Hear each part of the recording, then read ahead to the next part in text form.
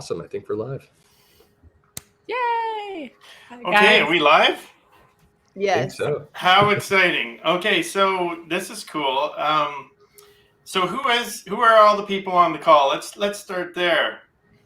My name is Emmonne LaRussa. I'm a motion graphics artist and director. That sounds And amazing. my name is Jessica Stalker. I have a company called DigiLand, and it's a marketplace for real estate in the metaverse.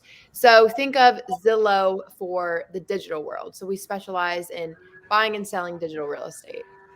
Very, very cool. Really cool, yeah. And my name is Evan Sitler, or Evan Sitler-Bates. I'm the CEO and co-founder of XpertVR, a simulation development company for education simulations, mostly with post-secondary institutions. Okay, so that's a really good segue to me. So I'm Jamie Doran, and I am Executive Director of Research, Innovation, and Entrepreneurship at Georgian College. It's on my sweater here somewhere. And so we are a college in Ontario, Canada, one of about 25 or 26 colleges, about a medium-sized college, and we are doing all kinds of work in immersive technologies, experimenting with them in our classrooms. So I guess I get to ask the first question, and that is just to start us off is, where do we, when we just talk about the metaverse in general and education, where do they collide for you? And, maybe what do you think the benefits might be, or, what's going to happen there for you? So anyone just jump in. Yeah. Do we want to follow an order every time? I'm totally into that, or random or anything. You guys let me know. All right. Why don't you start? Okay. So where does education in the metaverse, where does that collide for you? Yeah. So I personally, so I guess I could go into my background and then kind of explain from there. So I'm a motion graphics artist and director, 2-time Emmy-Award winning, and I have been able to dive into the NFT space in the past year or so, and it's honestly changed my entire life. So I grew up with not a whole lot of money. And so as a kid, I was always told that you guys can't hear that? The leaf blower? No. Okay. I'm sorry. it. It's totally throwing me off. So I always grew up, I didn't grow up with a whole lot of money. And so I was always told as a kid that if you just work really hard, you could do and be whoever you want. And then I started pursuing motion graphics, and I was working in my film classes in high school, and I obviously wanted to work at home. And so getting a laptop was no brainer. And so I'm like, Mom, can I please get a laptop?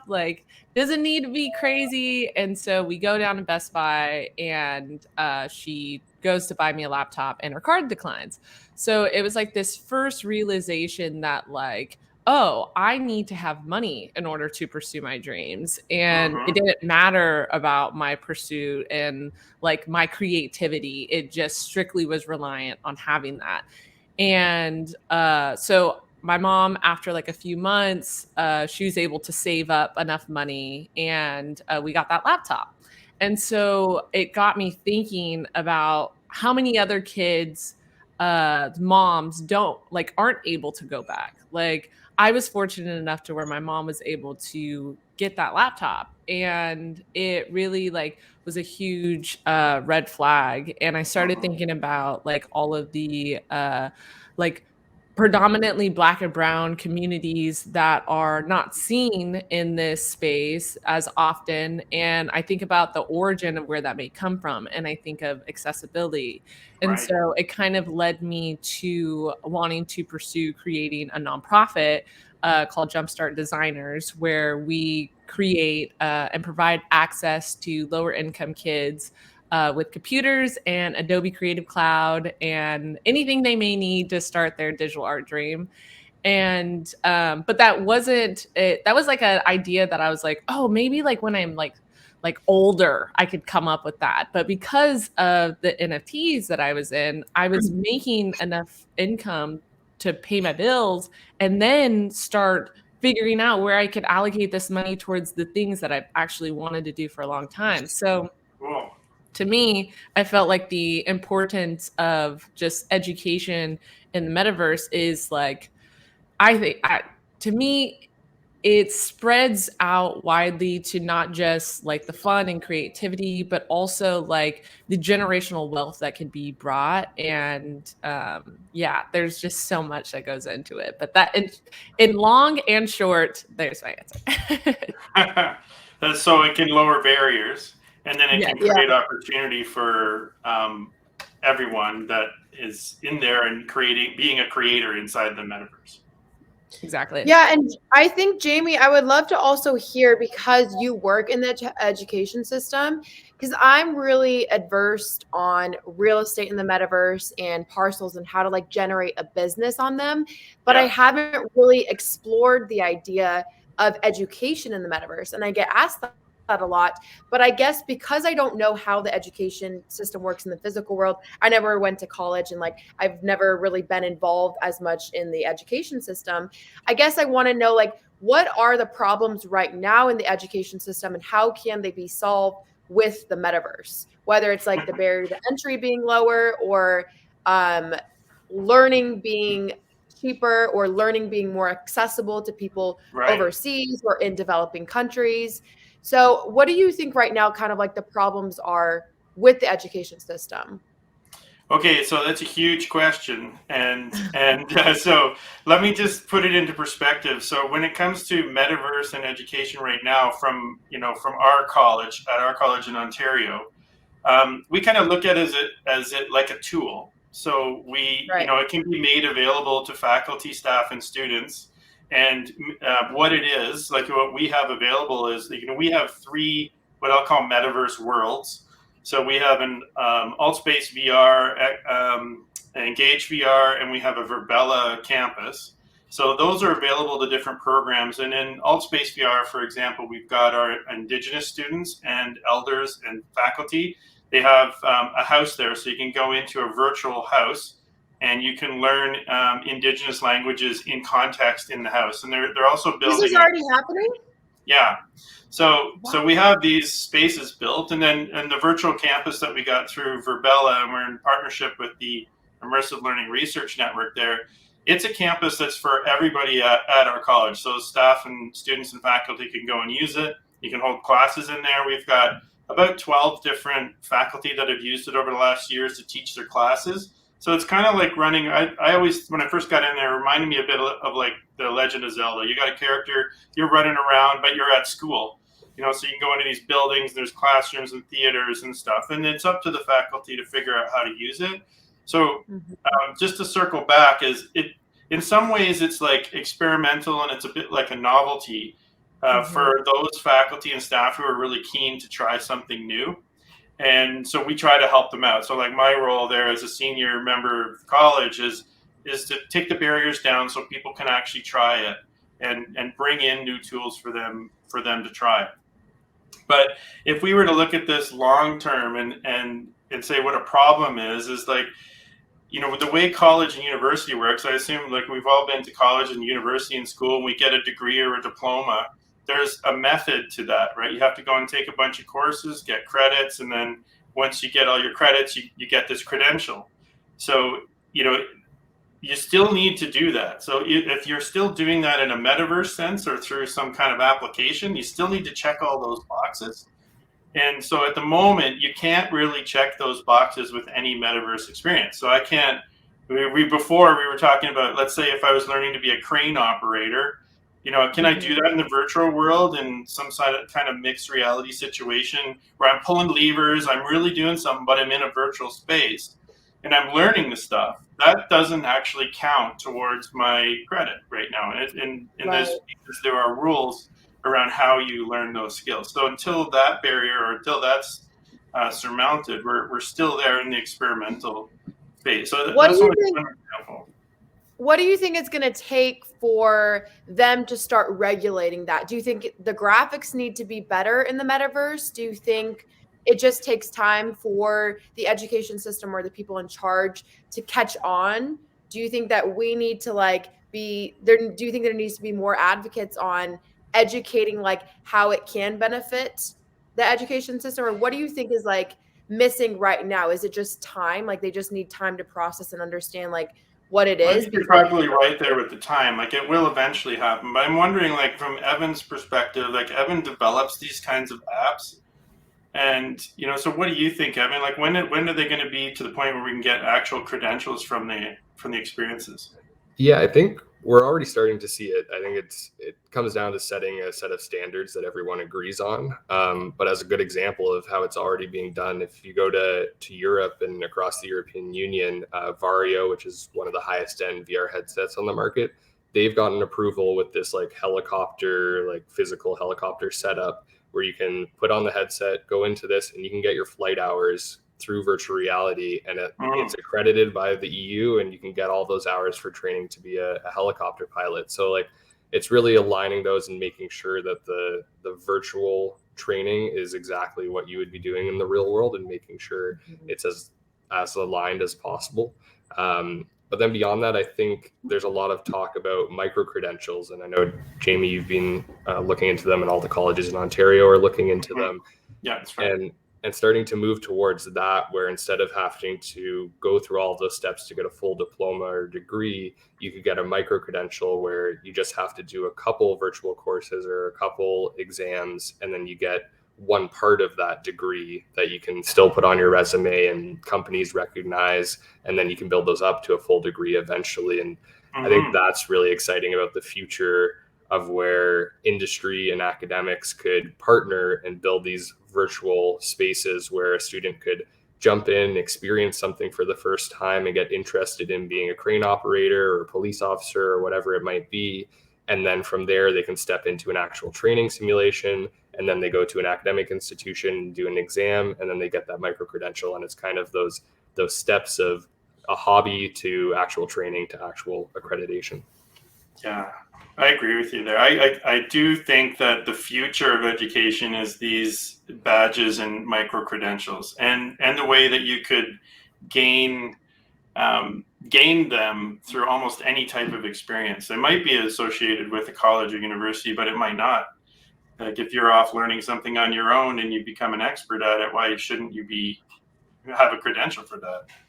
Yeah, I also think it is important to be able to have these opportunities and be able to provide this to where it's not just people who that have or could pay for the certification are the only ones who are getting these opportunities, because I think that's where we're seeing the gap. I did a study on how, like, what's the demographic of people who are getting hired at graphic design studios.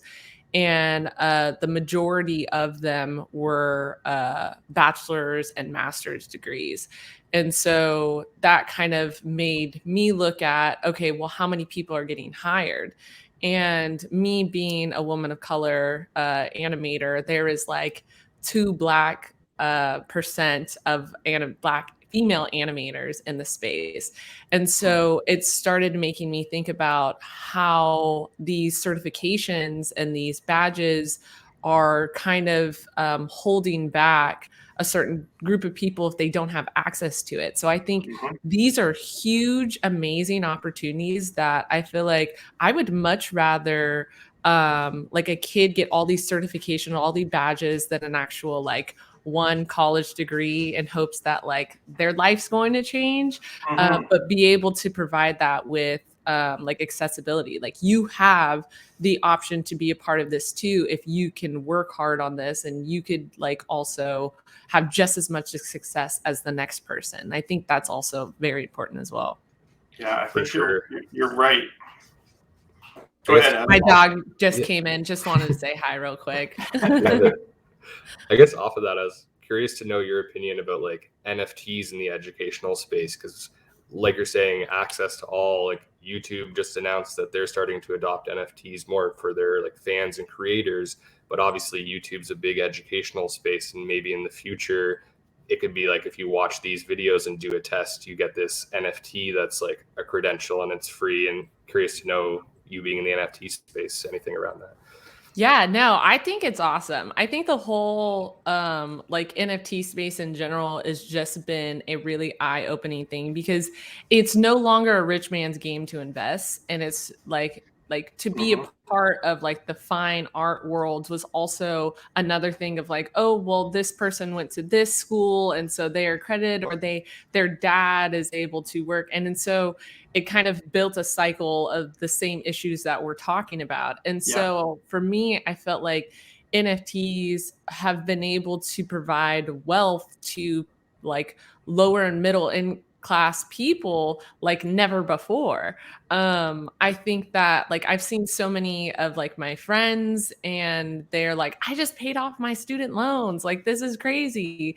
And it's not this thing of like, whenever I talk about all the greatness of NFTs, I also want to like talk about like the fact that it's really not that easy. Like it's not this thing of like, oh, I'm going to make a whole bunch of money like super quick, I'm going to get in and get out. Like it's really not like that. So it is a full-time job.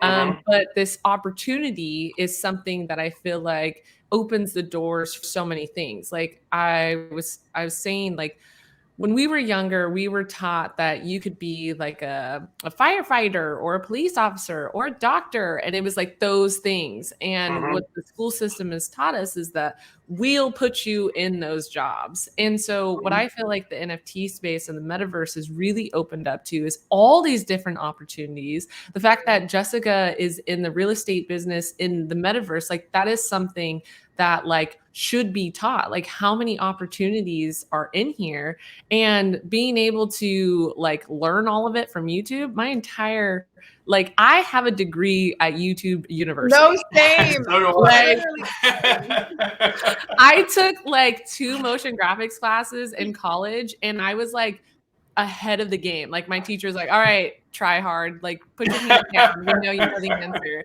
But like I learned everything from YouTube. So I'm like, why we should continue providing this. Yeah, exactly. And I think the 3D world as well, like the metaverse, it's going to be like YouTube where you can go and get educated, but now you can be immersed in that world and actually physically get to experience and learn in the way that you were saying, like the pilots are now training in that area. And like the barrier to entry is going to be a lot lower because it's going to be a lot more accessible, and it's going to feel not like the real thing, but closer than just watching it on a 2D screen on YouTube. And I think someone else had a question, how disruptive will the metaverse be to traditional education systems? And I don't know, Jamie, if you maybe want to touch on that because you're that's an awesome question. That's a big question really in the room, right? Because I've heard for a long time that you got Microsoft, you got Google, you got Amazon talking about building these massive schools that everybody will just sign up to, or and will that actually happen? Will our colleges and universities that we got all over the world, will they just kind of move into the metaverse and buy virtual real estate? We don't know. Actually, I brought it up just as kind of a fun joke at our strat planning. I said our college should buy a bunch of virtual real estate, and most people just looked at me like I'm insane. So but maybe we should. So I think there's definitely going to be a disruption to traditional education, but what exactly it looks like, we don't know, because the whole concept around getting a credential, which we were talking about before, relies on accredited institutions.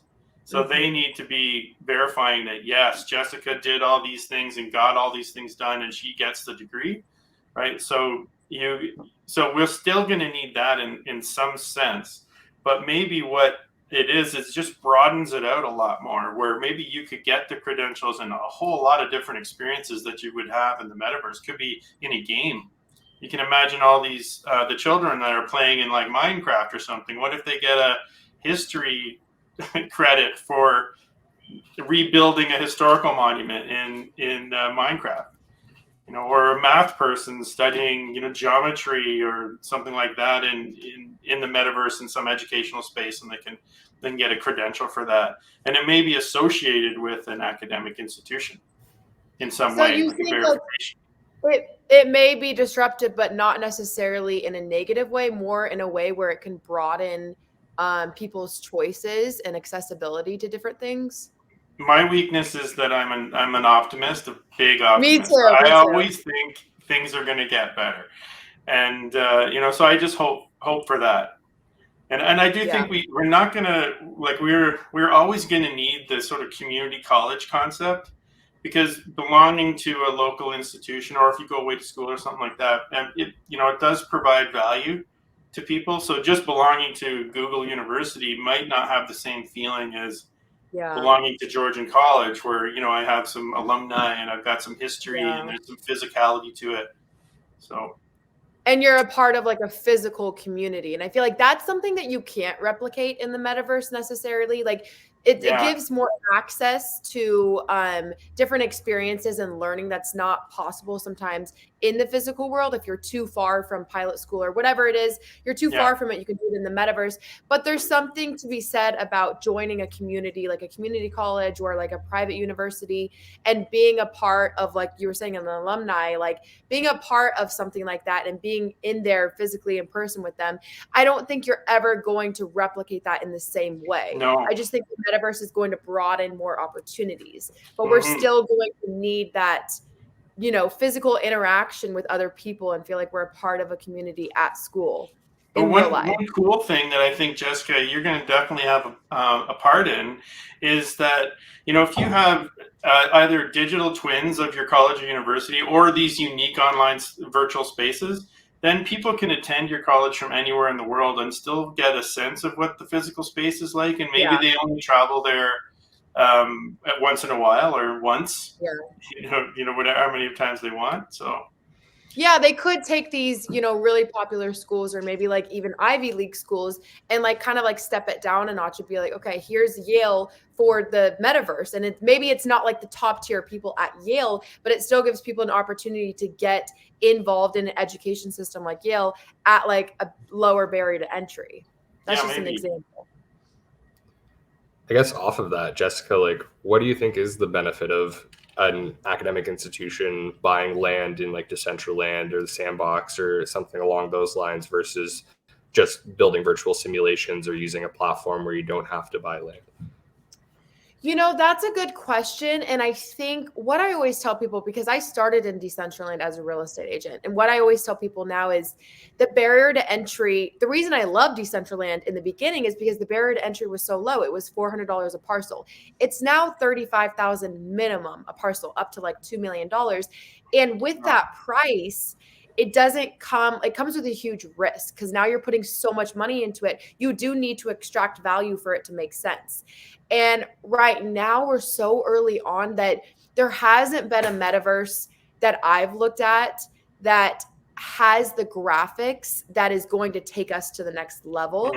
So I don't necessarily know if we're there yet for people to actually buy plots of land and to create something long-term. There's definitely possibilities for something short-term, like whether you want to create a business short-term, but as far as creating a university and a name long-term, there's not a lot right now that makes sense to do that. So I think like staying up to date and staying educated on new metaverses that are coming out is super important and crucial for universities to be doing. And maybe they can even buy a small parcel of land just to get started and to get the feel of what works and what doesn't. But I personally don't think that there's anything right now, as far as metaverses go, that you should join that has a long-term benefit. I think we haven't seen the power player. We haven't seen the Google or like the people that are going to be here in 20 years from now. I don't think we've seen them just quite yet, because the graphics are still lagging in a lot of these metaverses. So the metaverse that I think is going to be super successful, personally, I think it has to be decentralized, because that's where our world is headed. And second of all, I think the graphics need to feel more lifelike than what it's at right now, because we have gamers and we have tech lovers, but in order to get the everyday person, we need to have it be more replicated of the physical world. So it needs to feel more lifelike. And I think that's what we're struggling right now with, is the lifelike of the technology. It's not there yet. That'll definitely come with time. Like when I think about PlayStation 2 graphics and like PlayStation 5 graphics, it is definitely night and day. Yeah, we've come a long way. Yeah. We've got a question here too in the chat that says, do you imagine that all jobs should translate directly from the current real world to the metaverse? I think that we should have the option to. So I don't think that all jobs will need it. And I don't think that all people want to be a part of it. I think it's the fact that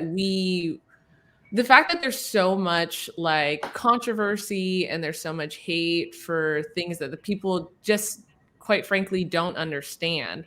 It's hard for people to grasp the idea of investing into something that they physically can't hold. And I mean, but we do that every day. Like, how many people have spent like $1,000 on Fortnite skins? Like, there's so many parents out there that have done that. And so you're telling me that you could buy these digital assets online that you're never physically going to be able to hold, but like you can't invest into something that could potentially get you more money back. Right. And this specifically like NFTs and like real estate and all these different things that are in the metaverse. Like, I think that it is something though that we should like bring people on with like open hands, open arms, and be like, look, we're all friends here. But I do think that there should be an equal balance of both physical and metaverse. And I think we can't necessarily understand it. Like the generation above me and even my generation can't grasp what the newer generation, their mindset, because their mindset is they value their digital presence almost as much and sometimes if not more than their physical presence. So we have like Instagram and TikTok, and you have all these people that have a lot of followers and are making money on these like digital platforms, and also are like very much concerned on how they're being presented in the digital world. And we can't necessarily grasp like the generation below me, they're growing up in the digital age. Like, I don't think any of us really grew up in the age, like when I was 5, Instagram wasn't a thing. Like, we weren't all like putting our value in our digital presence. So I think it's hard to understand why there would be value there for some of us. But then when you understand what the next generation values, which is their digital presence, you can start to understand how it has so much value. Things in the metaverse like NFTs and parcels of land. It's because that's what the next generation, that's what they're giving value. So I think when we can start to understand that, let's move forward in a positive way. Like, there's definitely negatives to it. There's definitely ways you can abuse it, like we do with social media. But let's look at how we can move forward in a positive way and how we can let it benefit us, benefit the future generation, benefit our kids. Like, how can we implement it now that it's here and it's going to stay because the next generation says so? I think like there's this concept where over the last, I don't know, since the beginning of humankind up till now, really, in order to make money, you do something in the physical world. You have to go to work, right? That they say go to work, and that meant go physically somewhere or do something for somebody else and earn money. But the metaverses can turn that upside down, where people could kind of decouple that concept, where I have kind of a digital presence, which is not in the real world, but it's making money. So then I don't necessarily need to go to work because the work is in this digital or virtual space. And it opens up a whole realm of new jobs for, creative people to create the virtual worlds, people to manage different aspects of it. These interesting, as you said, people are investing in their personalities, where maybe this is the Andy Warhol concept where everybody's going to be famous for 15 minutes in the future. And we're all going to be famous in the metaverse at some point in time. And there's your windfall comes in and you don't have to work in the physical world is what it translates to eventually, but not for everybody. That's just kind of a crazy concept. Yeah. But it makes it possible to decouple work from being like a physical thing that you need to do, leave your house and go to work. Yeah. And I think another good point, one of the people in the chat were talking about like when we can move the land from like the parcels of land, when we can move them, like interoperability, like from one place to the next, that's when it will keep the value, which I guess is what I was trying to say about Decentraland is we're not there yet because it doesn't merge with other like digital worlds or other metaverses. Therefore, the value doesn't stay long-term, in my opinion. Like for the value to be there long-term, it does need to be accessible in different metaverses all around.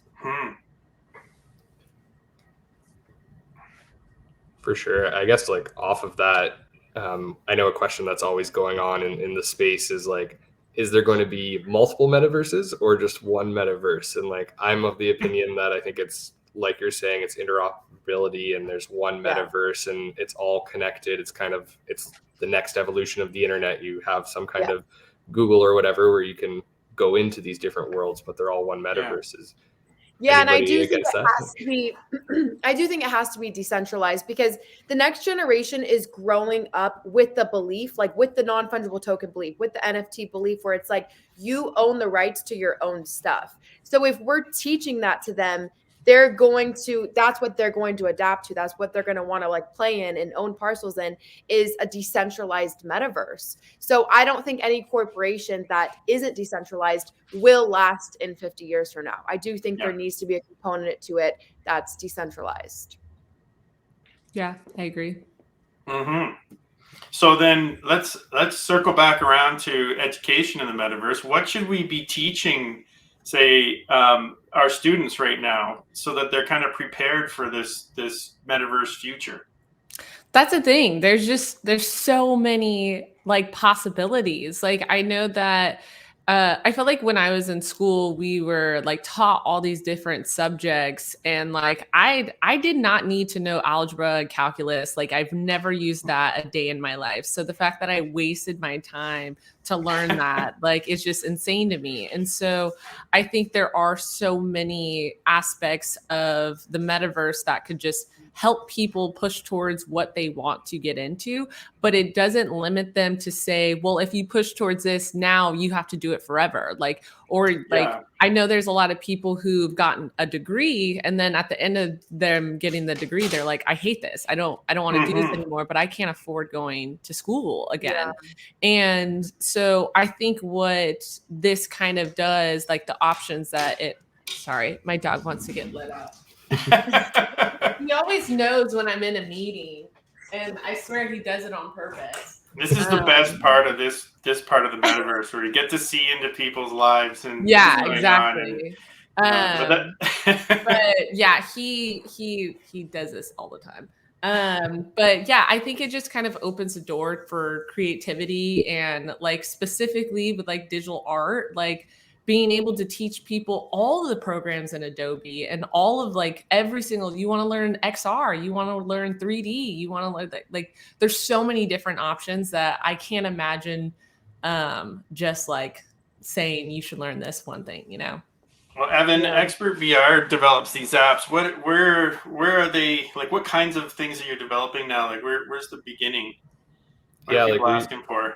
Yeah, we're developing all kinds of different simulations, but the skill set that we're looking at really comes down to game development. So knowing how to we use Unity engine, but lots of people use Unreal Engine as well. Right. 3D modeling, we use Blender, but there's all kinds of different tools out there, but Blender's amazing because it's completely free and open source. Wow. So having that available, so either learning those two areas, but then also there's so many other areas that you can build on top of that we need to learn some instructional design and pedagogy, and how do we put that into the simulations that we're building because they're educational versus how do you have like the marketing skills to apply to that if you're working in like a branding type area, or there's so many different skills that need to be layered on top of the base framework of having that 3D modeling or programming skills. But those are kind of the main two areas that I think learning those and picking those up to be able to create the simulations or create the worlds is amazing. And then there's so many other layers on top of that. So we need a whole generation of world builders. Exactly. And I think so many people are excited by that because people are in Minecraft or Roblox or these platforms at such a young age, and they love building worlds just for fun and for creativity. So when you think that could be your future, where you maybe don't need very in-depth programming skills, and there's going to be tools where you can build these worlds, build these experiences pretty easily with tools like Roblox or Minecraft or Rec Room or things along those lines. It's really exciting. There is another question here asking if the motive of accessibility is a risk for an extended reliance on virtual metaverse spaces. I I don't really know the answer to that, but I guess like they're asking, when it's more accessible, is there a risk that we're relying on the virtual metaverse spaces? Yeah, this question actually is something that I'm dealing with quite a bit, because what I think this question actually means is we've got these virtual worlds, but right now it requires, like, there's a Oculus Quest 2 back there, so I got to put that on, and I go in there and I need this piece of hardware, and maybe people can't afford to buy one of those, or maybe I have sight or vision or another mental impairment where I can't use a device like that. What if I get dizzy and sick as soon as I put it on? Are we creating a barrier for those students? So then at that point, we're kind of dividing our students into those who can and those who cannot gain access. So Jamie, in the virtual reality spaces that you guys have created for your guys' education system, what do they hook up to that? Do they hook up the Oculus? Because the Oculus, you can't hook up to any like actual metaverses. So do they use the Oculus, or is there another form? So that's a good question. So what we try to do is we try to make multiple ways that the students can gain access to it. So there's really three things that can go on. One is, yes, they might be using an Oculus Quest or another standalone headset, or even some of the tethered ones. So like there's a headset involved. Right. And then the other one is that we make sure that there's a 2D version. So you can just go on your computer and I can have it on my 2D screen right here. Right. So like our VR anatomy programs are like that. So some students are using it in 3D and others I are didn't know that accessing Oculus was set up for that. So Oculus, well, you have to have some wizards at your college, which we have quite a few. So we know what to do. But then there's the third way, which is not the ideal way, but it is kind of like almost like the guided tour. So if I can't see or hearing isn't as big an issue as visual, if I can't see very well or can't see at all, how do I enter a virtual world where you need an assistant, like a partner that can take you in, do descriptive language to explain where you are, what you're seeing, and that type of stuff. And, that's where AIs can come in the future, where it's, your little AI guide. And then, of course, you could have closed captioning for people talking. So there are solutions, but it's not perfect at the moment. Yeah. And I don't necessarily. Go ahead. Sorry, go ahead. No, you go. I was just going to say, I don't necessarily think I don't personally know that many people. I have an Oculus. I don't know that many people that can spend a lot of time in the Oculus without getting a headache. So that is something that does need to be fixed. And I don't know anything about that, but I have been researching it. And I feel like there are Samsung has glasses they're coming out. Google has these aviators that they're coming out with. So I think they're going to be coming out with technology that is more accessible for people and there's less risks with headaches and things that people have, conditions that people have that can't use a big Oculus set. I think it's going to get better with time. Well, I think there's a whole topic we haven't really talked about, which is super important in this context, and that is kind of the mixed reality or augmented reality that probably will be a major component of education, more so than these virtual worlds, because if you're learning anything, to have an overlay of information in front of you. So I don't even need a set of glasses on. I could have a clear panel in front of me that's just displaying something in front, so I can see information while I'm learning something, even using cell phones and stuff. So I can use that as a window into the metaverse to provide me information.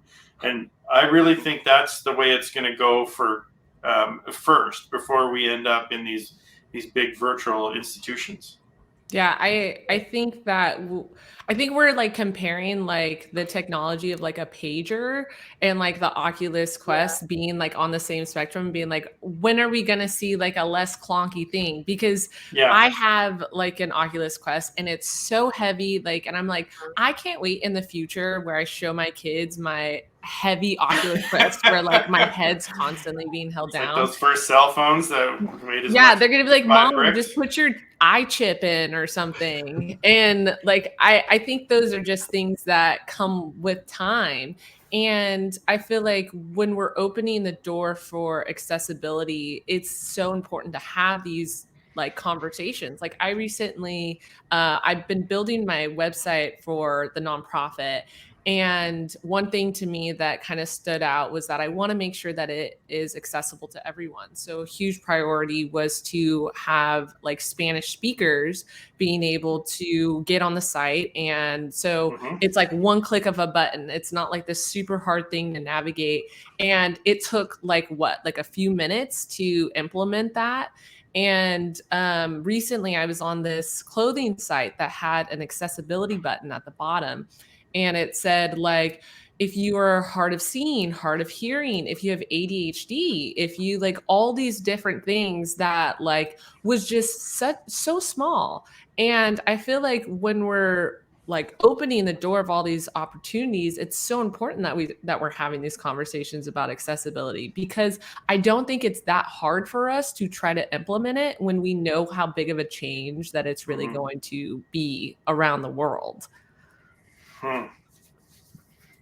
Thoughts? Okay, so I think she said the panel is almost wrapping up. So do we kind of want to each like close with something? Yeah. I think it'd be great to maybe talk about like our top tips or something for educators entering the metaverse. Might be a good way to close up. Go, start, Evan. Your top tips. Top tips.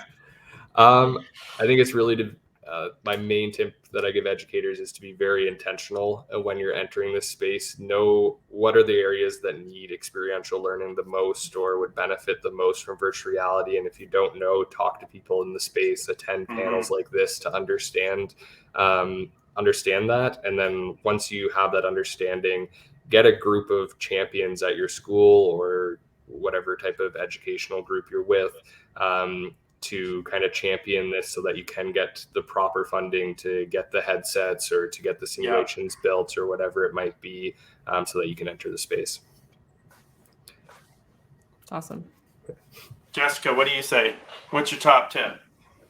My top tip. I would say my top tip, and what I always try to tell people, because I'm very involved in real estate in the metaverse, is instead of being scared and standing on the sidelines, let's walk into it, lean into it, adapt, and understand how can we make this a positive thing for us? How can we adapt? Because technology is innovating no matter what. It's changing, it's happening. The next generation said so. So let's adapt to it and learn how we can make this positive and implement strategies that can allow a lower barrier to entry and more accessibility to people that maybe wouldn't be able to access things. Cool. Emily, what do you say? I would say go out of your way to make a small change. And so if that means if you are curating something or you are a part of something that you can provide access or an opportunity to someone who doesn't, spend like a few minutes, go out of your way to make that change. And I think it just benefits the world when we are spending just a little bit of time to be positive. And then also just take healthy breaks and don't burn yourself out. Well, I'm going to jump off yours a little bit and say my tip is I'm speaking directly to the educational administrators, if there are any out there, because it takes bravery and positivity to move in this direction at an institution. And you need to have your champions internally, but you need the senior team to stand up and say, this is important, we need to be on this, and we need to fund it. And I'm happy to say Georgian College is one of those colleges. We got an amazing senior team that agreed to this, and we're blazing a trail and happy to do so. And if anybody wanted to reach out and talk to us about it, then we'd be happy to tell you what we're up to. But be brave and be positive, because it is the future, and all those students out there, they need it. So let's make it work for them. Yay! Amazing, guys. This has been amazing. You guys are